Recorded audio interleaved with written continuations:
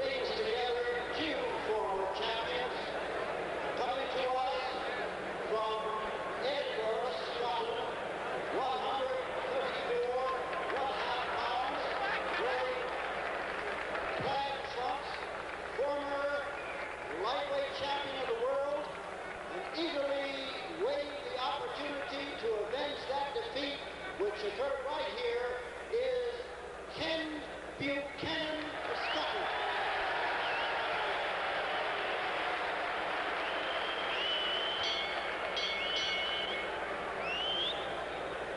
His opponent coming to us from New York at wearing green trunks at 139 pounds even, 2 times former lightweight champion of the world, once holder of the junior light welterweight title.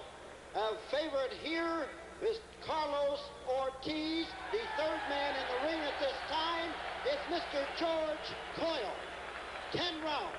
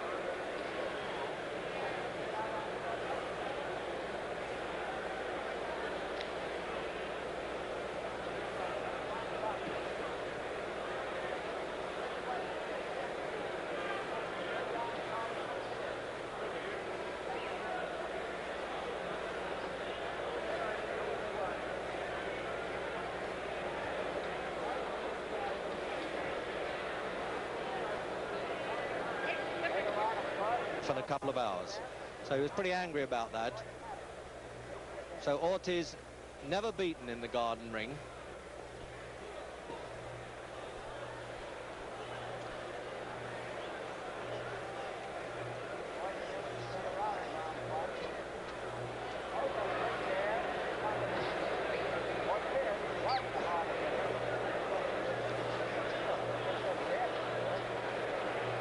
It's up to Buchanan now to try and get the center of the ring and make Ortiz circle around him, use up his legs a bit. 69 fights now, Carlos Ortiz, so he may be carrying just a bit of lead in those legs at 36.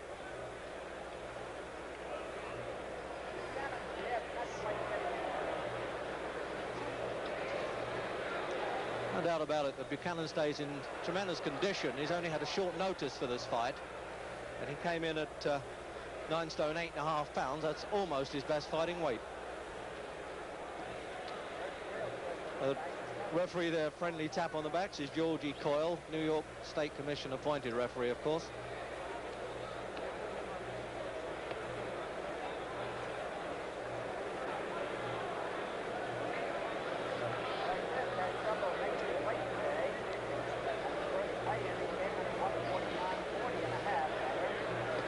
I think the thing to look for is Ortiz trying to use the left hook. That's his favorite punch.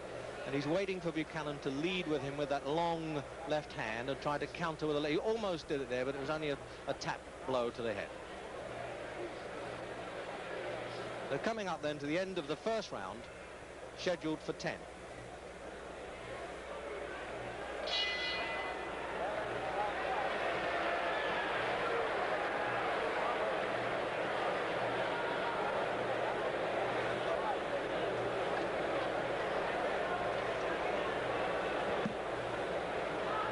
So there's Ken Buchanan getting the treatment from the American trainer Gil Clancy, who also manages Emil Griffiths, twice champion of the world, and Buchanan's father on the outside of the ring there. But Ken, of course, is now self-managed, and he certainly talked himself into a rather lucrative fight here. $25,000 plus all expenses. So there's a man who knows his way around, of course, Carlos Ortiz, never beaten in the Garden Ring.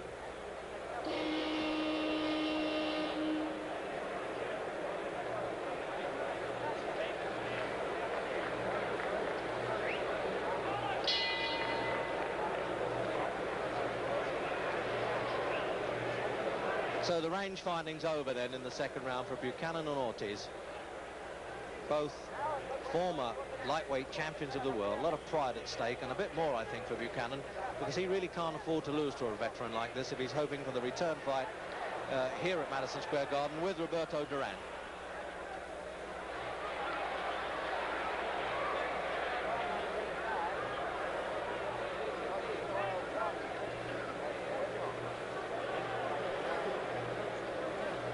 Ortiz, in fact, made the comeback because he didn't think Buchanan was a particularly good champion, or his predecessor Ismael Laguna, and he's had 9 wins in that comeback and stopped 8 of those opponents.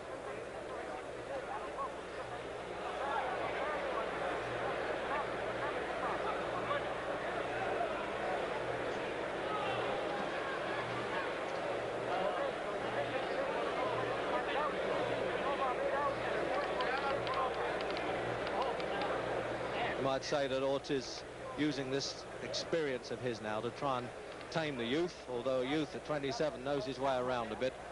Amateur champion, British champion, of course, a title he didn't lose, and then world champion.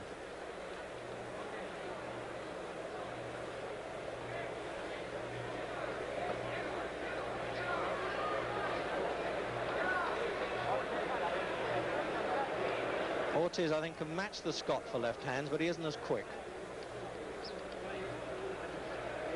But he certainly bangs hard with that left hand. That's always been his favorite punch, and Ortiz has never been knocked out.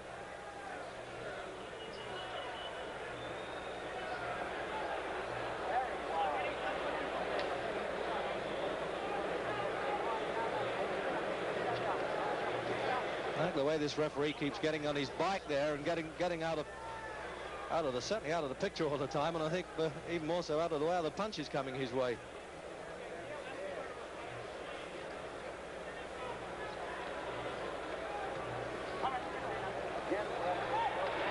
That's a dangerous punch there for Buchanan, because Ortiz pulled him on to that punch. He really made a bit more impetus with that. That's an old pro trick if ever I've seen one. So there's half a minute to go then in the second round. And it may be that Ortiz is trying to make Buchanan fight his type of fight.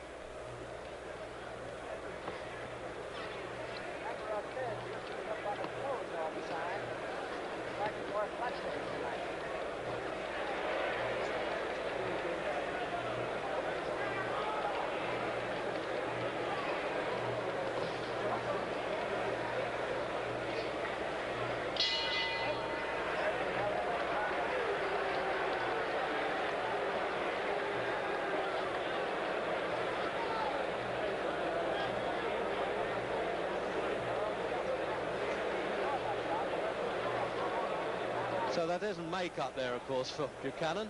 That's just a little bit of grease around the face, help him to slip a few punches. And Emil Griffiths, a very good trainer there, although, of course, Buchanan had some good tutoring from Eddie Thomas, his former manager. Is looking as though he's saying, come on, get those hands moving a bit faster.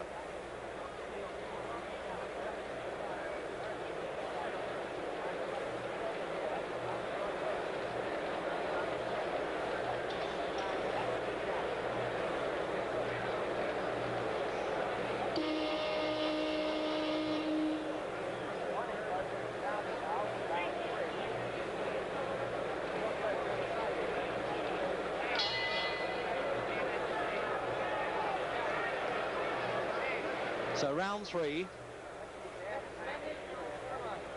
and just in case you've just joined us, it's Ken Buchanan, as you would expect, in the tartan trunks against Carlos Ortiz, both former lightweight champions of the world, and at this stage looks to me as though Buchanan's pepped up the pace a little bit and should be a little bit too quick for Ortiz.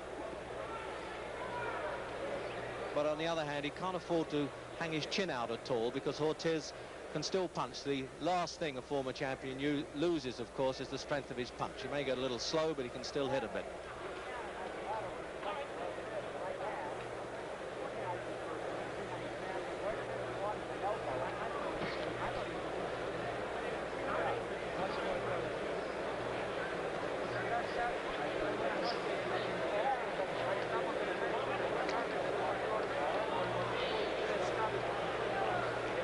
Ortiz now trying to maul a little bit to try and slow Buchanan down to his standard there. He just can't get around on those toes as much as he could.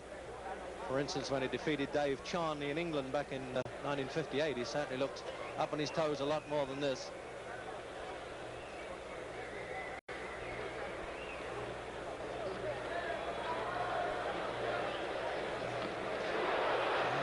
You could tell by the crowd that they liked that punch from Ortiz, but I don't think Buchanan did. He just dropped that left hand there as he was going to lead to Ortiz's body, and the old pro there shot the right hand punch onto the top.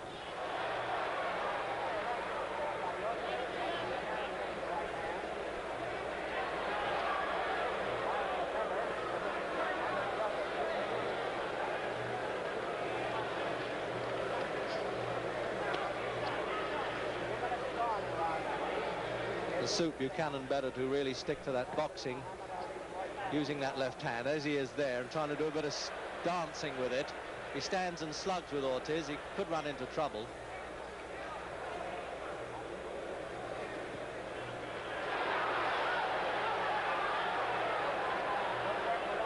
You can almost see Ortiz saying, "Why don't you stand still? I want to hit you," but Buchanan won't have none of that if he can help it.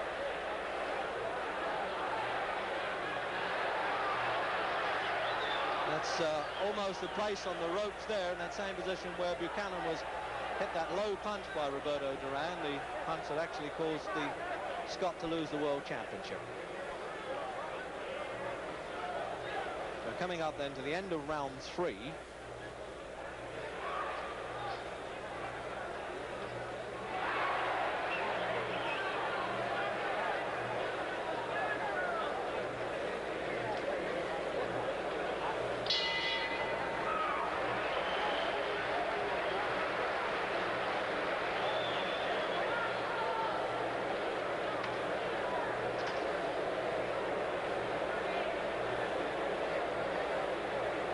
Carlos Ortiz there actually fancied himself as a political independent candidate here in the Bronx. He's Puerto Rican born, but has in fact lived in the Bronx, New York since he was 9.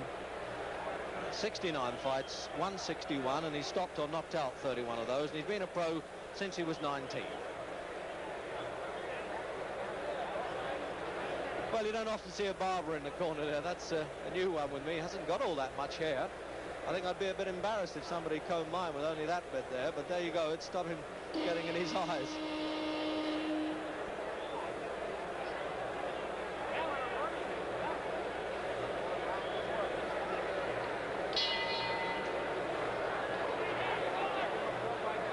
So round 4 now, and the pattern well set between these former lightweight champions of the world, with Buchanan realizing that he's got to use his speed the whole time, because Ortiz slowing of legs but can still hit a bit, and he's trying to pull Buchanan onto a punch now and again and trying to use that right hand counter over the Scots left lead.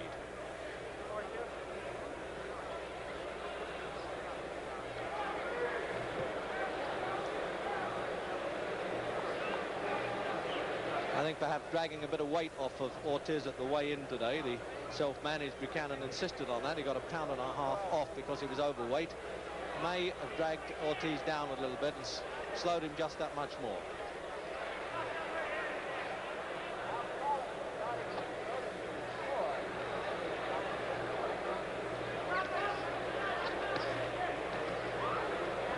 These are the dangerous moments for Buchanan, when Ortiz mauls away like this at close quarters and pulls out every stroke in the book.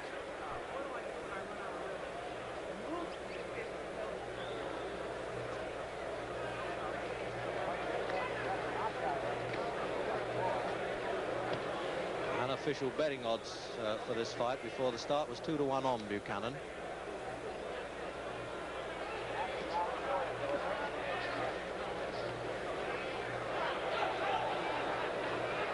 You notice there Buchanan didn't back into those ropes. That was the mistake that he made against Roberto Duran. He's trying to make up for that here. But of course Ortiz isn't pressuring as much as Duran did.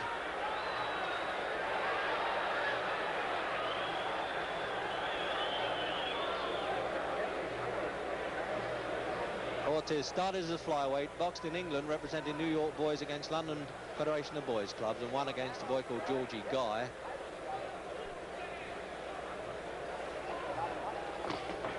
Well, you don't often see a swing and a prayer coming from Buchanan, but he tried that big right-hander to the body there.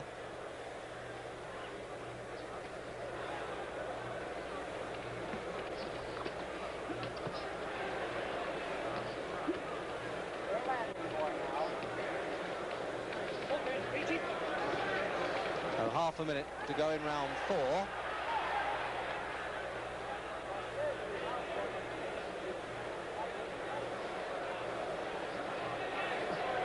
And certainly Buchanan doing well now in close quarters is showing that he doesn't have to have all the long-range skill, and he's begun to out-punch Ortiz a bit close in.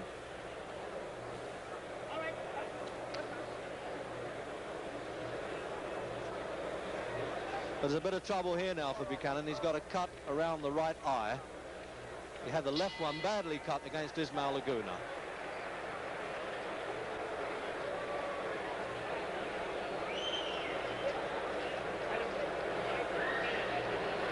So a little bit of problem there, as you can see, for Ken Buchanan, as the American trainer Gil Clancy just tries to staunch that bleeding. That really will be a blow if Buchanan loses a contest with a cut, and the referee has called the commission doctor over, Edwin Campbell. No, it doesn't look as though Campbell is going to let him go on. He's shaking his head there. This really will be an upset, and the doctor is going over to the referee now. So we'll have a look at that replay in the 4th round. I don't suppose you can see the punch that caused the damage. No, they're rather pleased they both heard the bell.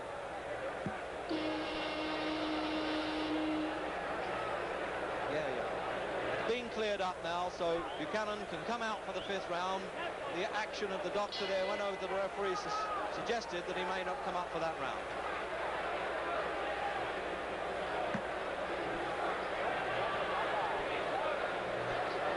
So the halfway stage now, and we have Ken Buchanan just boxing under this handicap of a cut around that right eye, which certainly caused the New York State Athletic Commission doctor a bit of concern when he went across the ring there and had a look at it.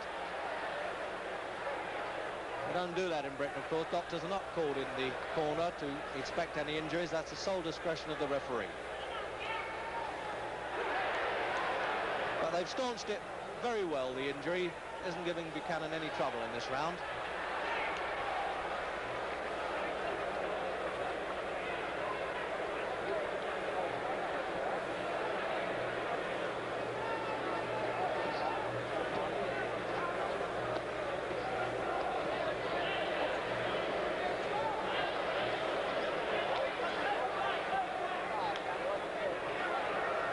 From Ortiz corner, leave them fight, but I don't think the referee can stand for Ortiz mauling too much like that. No, there's no trouble now for Buchanan's eye. It's only just seeping a little bit of blood. There's no real danger there.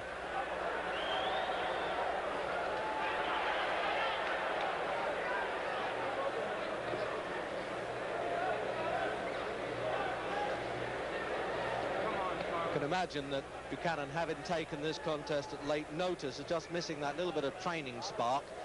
He tried to do a sort of weekend crash program here in New York. That's a little difficult, of course, and he was in a very tough fight for 13 rounds with Roberto Duran here in June.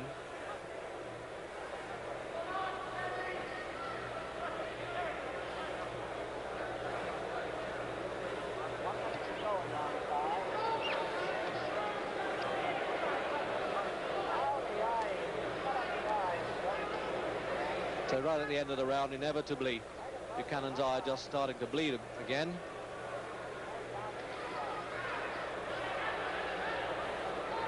And And this rough stuff here from Ortiz is not going to help the Scot at all, of course. So it's up to Buchanan to really get up on his toes now and try and keep away from all the rough stuff.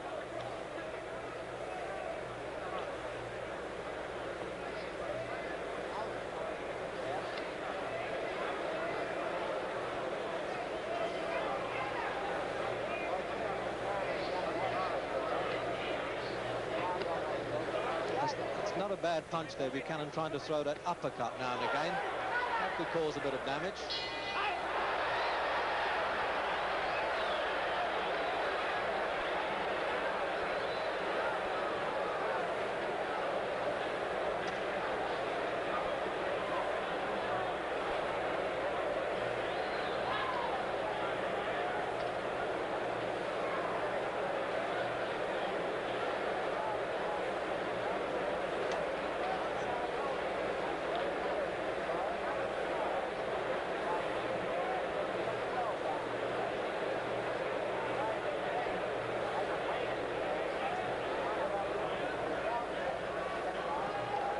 Round 6 there,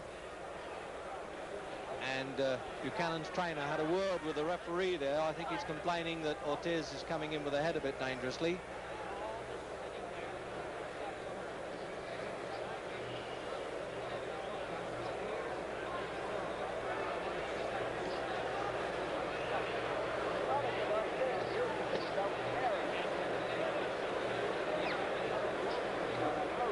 They're certainly patching that cut eye of Buchanan up very well between rounds, but that's the sort of thing he can't risk there at close in quarters. He's got to watch that.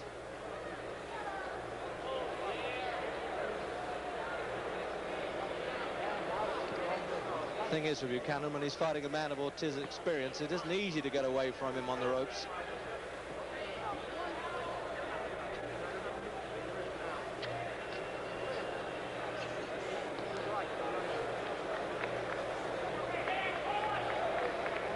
You can see that Buchanan is trying to pull himself together there, shaking his arms around, trying to get some tempo going.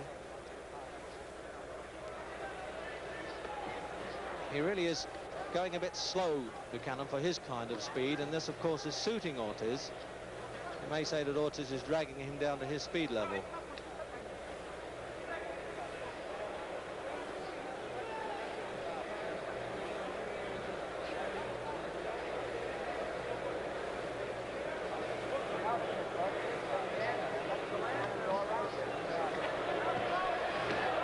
Well, that's one way of keeping Ortiz's head up anyway, to use these uppercuts.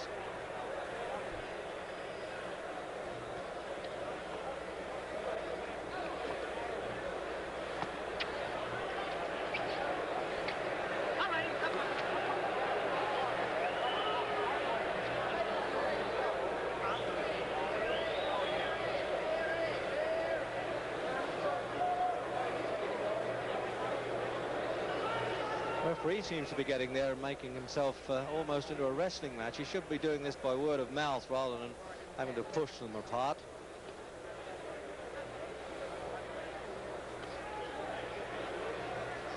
So half a minute to go in this round, and there you can see, of course, Buchanan starting to step this pace up, as indeed he must. He realizes that if he stands there and just looks at Ortiz, he'll get hit, but he can pick Ortiz off a bit with the left hand.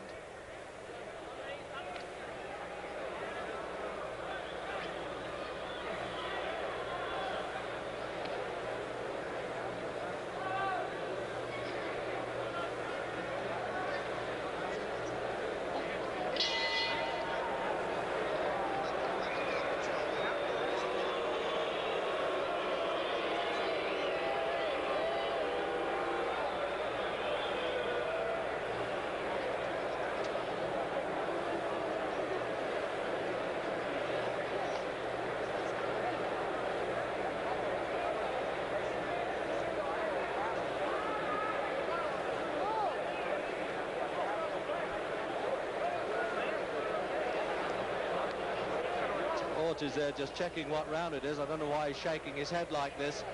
He's probably saying, well, I don't quite know how to handle this fellow. It looks as though he's got a bit of arm trouble, and arguing with his second, I think. He really looks distressed, and the referee's coming over, Georgie Call, saying, what's going on here? No, he stopped the fight. I thought he would. It looked to me as though Ortiz said, no, I've hurt a hand or an arm. Well, that's the most disappointing end there, but it's certainly a satisfactory one in many ways for Buchanan. I think Buchanan saying to Ortiz, what's gone wrong? And it looks to me as though Ortiz has hurt a hand, and the doctor is up in the ring to look at it. So technical knockout, they call this in New York, but we would call it referee stops contest.